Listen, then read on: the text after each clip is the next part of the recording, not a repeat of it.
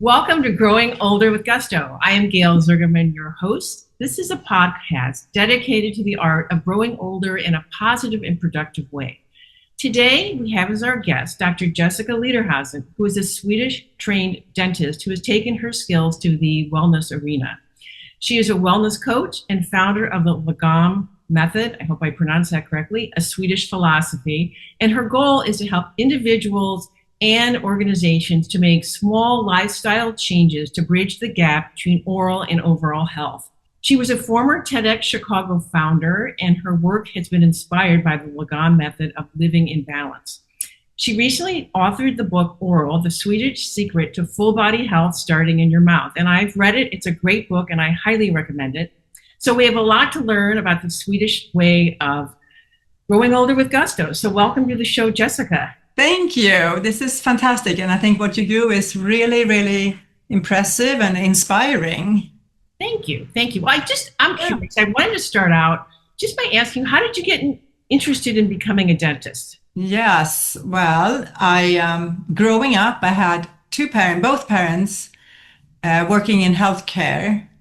So I think my dad's a doctor. My mom ran and owned an immunization clinic. So I used to help out and whatever I could do as a young age. And I worked my way up to answering the phone. But I think that's what I knew. And I always was drawn to it. Well, so that's all right. A lot more exciting than that. But I also had a lot of orthodontics done. Wow. So I had my eyes on probably becoming an orthodontist, which I didn't because changes in my life. It happens. That happens, but everything worked out for the best. So, let's talk a little bit about some of the great stuff that you write about in your book. And first, let's talk about how aging well actually begins right in the mouth. And I'm going to quote one of your quotes from your book to start the discussion. The mouth is the gateway to our body. It tells the truth about how we are aging. So, what's the biggest giveaway that you can tell our listeners about how our mouth shows us how we're aging?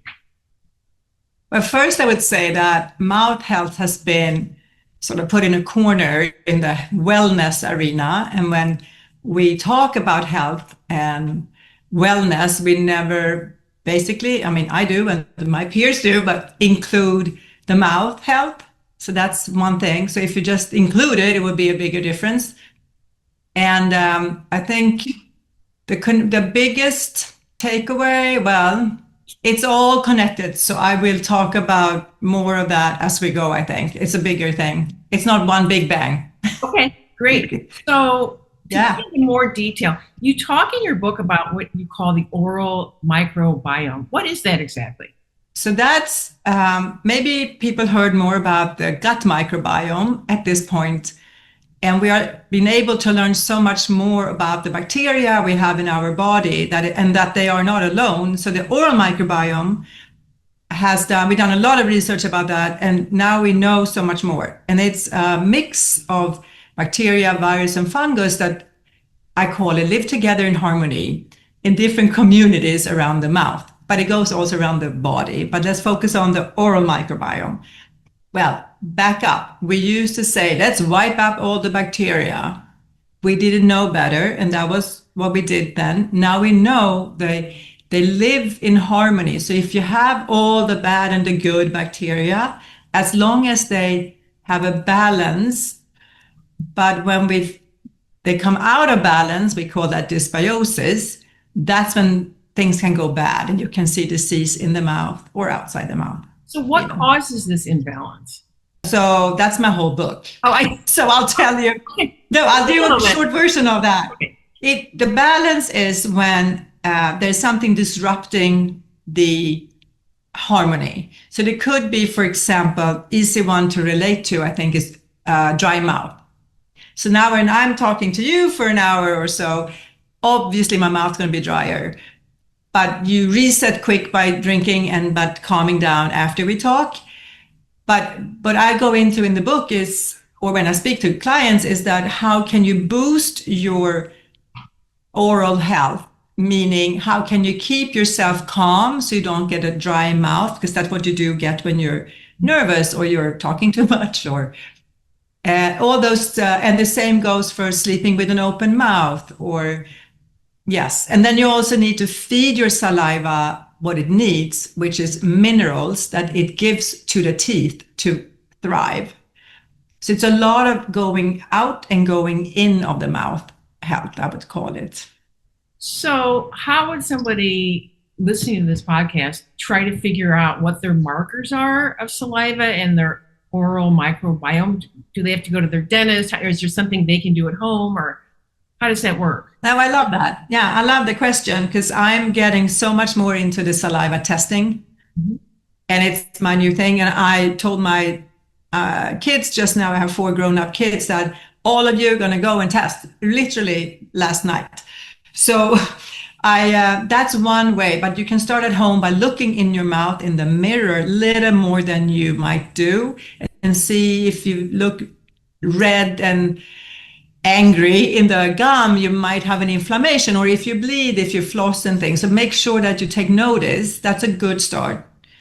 And also, if you always feel dry in your mouth when you wake up or in the middle of the night, maybe it could be other reasons, but maybe an easy thing is to test if you close your mouth, for example, by using mouth tape that are out there everywhere now to test. Maybe that could help you, but it could be other things like medication and other things that, but at least I think it's an obvious thing to try to see. And the last thing is testing saliva. I work with a company called Bristle, and they test and they give you feedback, and so you understand what the test will tell you, actually. That's what I would recommend anyone. So let's say somebody, bought that product and they tested their saliva. What would be an example of something feedback they might get? I can tell you an embarrassing thing, but I tested myself for years. I think it's my 4th year coming up. Last year I tested and I got a note that they were delayed and something went wrong. And then I got my test and it was very not good in my favor. So I thought, silly me, it must have been something that went wrong. Fast forward only a few weeks, I have a crown that had to be changed out because it was getting older. And there was a cavity under there. Mm-hmm. So I think actually the test was right. And if I listened to my own medicine, I would have called my dentist right away and say, I need to come in, there's something going on. But I just, that was embarrassing to say, but I share that because, it's a good example. So we all know, because it shows if the bad bacteria, if you have too many of those that you shouldn't have more of, there should be a fine balance, as I said before. And when you're off balance, it can see that, and it gives a specific bacteria, and we get more and more specificity, so we can actually see the specific bacteria and what they're doing, which is very exciting. So this is going to sound off the wall, but we all know we're supposed to brush and floss and brush twice daily for 2 minutes. So is there a difference between an electronic toothbrush and a regular toothbrush, or is it just a matter of one will make you brush your teeth longer? I love the question. Yes. So my work is around helping people with everything else but the typical brush your teeth. But of course, I know maybe what no one knows, but what could be recommended. So I think the 2-minute rule is pretty good. It's just the right amount of time, to not too much or too little, which means my whole work is around. And twice a day is great. I would also add flossing, but you have to know how to floss so you don't just boom, go down and damage your gum, because that's delicate and that's how bacteria spreads. That's through the gum and out in the bloodstream. So what you do is think of the tooth that you brush like as if the tooth has a front and a back, but it does have 2 sides as well. And if I don't know what to compare to, but if you clean a table, you don't just throw something at it, you actually go along the surface. Mm-hmm. So that's how you have to do it, more than just let the thread go down hard and then up hard again. Are you supposed to do like a V kind of or a U kind of thing, like down and then up? Yes, a U, and you move it slowly down and up and push it to the tooth. You don't push it to the gum. Yeah. Because you don't want to, the gum is is really what holds the teeth together on the surface, and they have a lot to do with your health. Yeah. Yeah. So what are some of the things that stop people that you've observed from actually doing positive daily habits? And how can we improve upon that? I think that it's the most common thing I would say is that your health goals you have, if you say it out loud or if you just have the instinct or if it depends on who you are with. So if you have community that does ABC and you want to do X, Y, whatever, it's hard to do your thing. So I would say if you love your friends, but not how they do their everyday lifestyle, try to find one person that you can do your thing with so you get what you need for your health. Oh, like a Because buddy. you can't convert to change other people. Right. Yeah, like a buddy system. Find your buddy to walk with. Find somebody maybe that you cook with even or make, whatever choices. So it becomes fun and also maybe even a new friend. Okay. A dental But I mean, there's research around this that I don't need to get into, but it's proven that you are what those people you are around are. So if you really want to change, you have to be specific and clear. You speak about balance over burnout. I'm going to quote you again. Quote, aging well isn't about doing more. It's about finding out what's just right. Let's talk about that a little bit. Well, I mean, I'm not saying have the solution for aging well, but I use the philosophy around the word lagom, and in Swedish that means not too much or too little. Okay. But I think it's a good baseline to think. And as we get older, we cannot always, some people can, I'm sure, but do what we used to do. Let's say I used to run 5 miles when I was in my 20s and 30s, and that was great and nothing. But now I would do, which I do, run much less and with a different attitude. I'm just looking at the trees and being happy that I'm moving. So I think we need to tweak what we do. And we also have to be aware of the risk reward, because if we do get injured, most typically it takes longer to heal when you're older, and then you will miss out of whatever it is you want to do. So I think there's you shouldn't just give up and not do anything, but I'm saying do with the intention and be aware of what you're doing so you can do it. Keep doing it if you like something.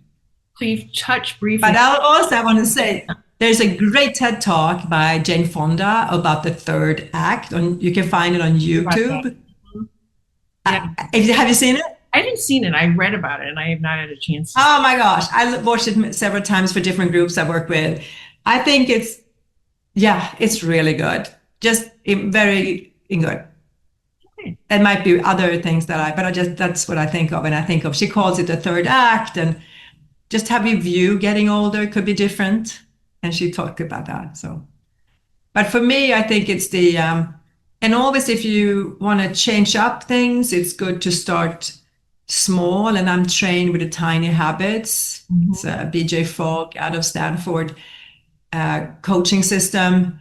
And it's the one that really I feel aligned with the most. So I don't believe in you can change in 10 days, or that's not what I think change means. He talks to, or the system talks to, for tiny habits, that you make something, you do something that you really want to do, and you have to be honest. Some people say, oh, I want to, So you really want to do, and you do it so small that even on a rainy day, it's going to happen. And then you anchor it to something you always do without even thinking about it, basically. Like, let's say I talked about flossing, and maybe people that hear this think, oh, maybe I should start flossing. That's a good idea. So put your floss next to your toothbrush, because you probably brush your teeth morning and evening, and you will remember doing it. And start small. Just do a few teeth in the front, which is easier access, and start there. And then it's just going to be something you do, and just do it because you want to do it. And it's not a big deal. Well, it's sort of like my husband, in order to get him to work out, they had him read books on tape through earphones. while he works out. So he'll want to work out because he's going to be able to listen to a book at the same time. Yeah, I love that. He looks forward to the next chapter of the book or whatever. Right. Yeah, Right. that's a great example. I'm going to use that. Thank you. That's good. You touched a little bit about the Lagom way. Tell us more about the philosophy. It sounds really interesting. Yeah, well, it's just built in the Swedish culture. So it's about not doing too much or too little. Did you grow up? I would say, Did you grow up with this? Is that how you learned about it? Did you grow up? no, it's just, They teach it. it's just a word. It's just a word we throw out. So on a personal level, I would say if I call my mom tomorrow and ask, how is the weather? She might say it's lagom warm. Okay. What does that mean? Nothing. But I understand she thinks it's warm enough, and and it could be the food was lagom salt. I mean, it's a really silly thing, but it means not too much or too little, but just right for you. So I use that in my coaching because I emphasize the personalization of coaching or anything, because you can't just say everybody should do the same thing, whatever it is. It doesn't work. And I think Swedes and maybe Northern Europeans, for example, is a lot of biking. So Americans that travels there see that. That's a way of lagom exercise. You move your body in your everyday life. It doesn't always have to be a full-blown workout in a gym, but you get from A to B and maybe a 20-minute walk to work or whatever it is. That's a lagom way of getting it in there, I would say. And we do a lot of things like that a lot of it is lagom in Sweden. How can a person by themselves kind of figure out their own individual way of balance and recharging in life? Yeah, that's the $100 million question. I mean, to live a good life, but I think to think about that, I think hopefully you get to know yourself more with age, which is the charm of getting older, I think, and accept your flaws and what you actually thrive doing. And I think curiosity goes a long way when you get older. And if you stop being curious, it's not. Maybe you think. I always say stay curious and stay connected. Yes. Yes, in connection with other people. Yes, that's the buddy system we both had in mind. So it's not too complicated, but you just have to throw yourself out there a little bit. Okay, the next topic is redefining gusto and getting older. And here's another quote. Healthy gauge, did I get that right? Comes from micro moments done with intention. Did I say that? Healthy? I don't know, what you're meaning. Aging comes from micro moments done with intention. Wow. What I take from this is actually funny. My mom is a very alert and up and running 82-year-old. And I asked, so she says that her friends are walking slowly, a lot of them. So I asked, how did they become slow walkers? And she's so funny the way she said it. They've always been slow walkers. So I think you have to build up and move towards something. So maybe they want to be slow walkers since always. So you cannot think you're going to age in a different way than you put yourself up for success to be, I guess. Okay. I mean, we don't know what's going to happen with us, and it's a big statement, but I mean, I think you build your own where you are going with your whole you, with your intention, small steps along the way, and it's going to build. And of course, you change path and you redirect and you off-roading, but it all adds up somewhere.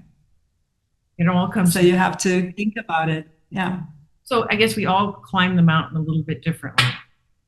Definitely. And that's the amazing thing. We all have our own little ways of getting there. So. Yeah. But you have to think a little bit, I do think, about where you're going. And of course, it might be things that happens that crashes all the ideas. And I'm not talking about how many vacation trips you're going to do. I'm meaning more deeper things, how you really want to be in this world. And yeah, and give back when you're older? How do you want to do that? Do you just want to do your own thing? Do you want to, yeah, whatever you want to do?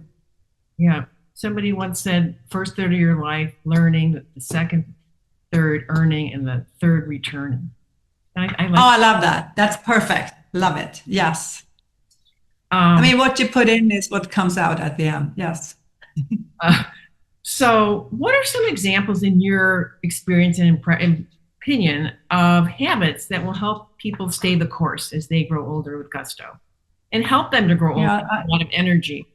Yeah, I love that. That's a good question for what I work with, because my four pillars I dive deep into for my writing, which is sleep habits around sleep, Mhm. breathe, eat, and move. And all those definitely affects your everyday lifestyle or not.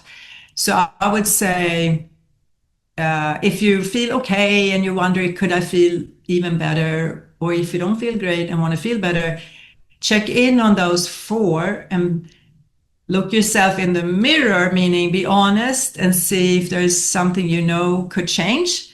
So quickly just say, for breathing, are you breathing up in your chest, which is making it things stressful, or are you breathing every day lower and slower? That's very easy because it's always there, and you breathe 22,000 times a day. You get a lot of opportunity to practice. And that's hard, actually. You have to think about it. And then sleep, I would say check in if you're optimizing your hours you're sleeping, which is a little personalized, which I didn't think it was, but I learned through researching it. It seems like it is. And if you're hanging out too late at night, or if you get up too early in the morning or too late, I mean, you can change that actually with intention. And then eating is the same thing. What is feeding you and nourishing you the best way? I know it's great to drink or eat whatever, but do you really feel good afterwards? Or so we just, I think, be open for some small changes. One of my girlfriends always, she's a little few years older than I, so it's been great. Every 10 years, she reminds me, now things has to change. I mean, we've known each other since 40 years. So I like that idea. You have to do a little evaluation of your situation here and there without being super critical, but just, I need to sharpen this, or I've got too many colds this year. Maybe I need to change up my sleep too little, or I'm mouth breather. So you get the easier, because the nose gives you some protection for infections and inflammations and bacteria. So yeah, and the moving is always, I mean, moving could be different things. It could be super exercise. It could just get up from the chair. When we're done talking, I'm sure I'm going to jump out of the chair and move around a little bit, but that's how I am. So maybe I need to do less of it. But it's not about going to the gym always. I keep saying that. Good. I like hearing that because I think that can get old soon, and after a while it wears thin. But I wanted to touch on sleep again because I know that's a big one, and a lot of people don't have trouble with that. So Yeah. I've been gauging my sleep patterns on my Apple Watch, and what they tell you is, well, how many, they give you a scale, like, did you have a good night's sleep or fair, poor, whatever. And they actually are able to measure your core sleep patterns, your REM, rapid eye movement, and your deep sleep, or how many times you were awake, or how long you were awake. And it just seems like deep sleep is really difficult for me personally to get more deep sleep than the rest of the other components. And I was wondering if you had any thoughts on that. Yes, I have, but now I don't exactly remember because I'm not, I'm the connector of all this. I'm not the specialist. But what you can look up is when you sleep, there is certain hours where you will have your perfect sleep. So if you, let's say, fall asleep at 10 and wake up at 6, that might be your perfect. They show on these sleep apps a peak in the middle, and it should be in the middle. When the peak happens in the wrong hours, you get less of the deep and the REM sleep. I don't remember which and how, but there's something there. So look that up as a potentially being a solution for that. Okay. It's not maybe the amount of sleep, it's the when you sleep. Yeah. It's interesting. I find it really interesting. I know, and I didn't know that at all before I did all this reading about sleep. So, how can people live with purpose in an oral way? I think that's hard. Okay. But I think it's always about, like you said, the connecting with people, having if it's small or big doesn't matter. But I think growing things, having things that you are connected to throughout your elderly years. If it's people, organizations, as I said, growing or earth. Mhm. I mean, there's always something you connect with and you feel something. And the oral, I can't find any good purpose except, no. But that's a fun question. Okay. But so I know this book was great, but you also do this online coaching for wellness. So tell our listeners about your online coaching program. Oh, yes, thank you. Well, I love to meet people as I was in clinic healthcare earlier and I'm not now. And I think my outlet has become speaking to people, trying to help and guide them find their best them going forward. So I have, different options, one-on-one, of course, or smaller groups has been great too. And my foundation course or coaching is going through the life questions with the eyes on my 4 pillars. But I also train everyone in tiny habits method, meaning the methodology of putting new habits in place. If you want, like I said, if you want to start flossing, this is a good way to think about it.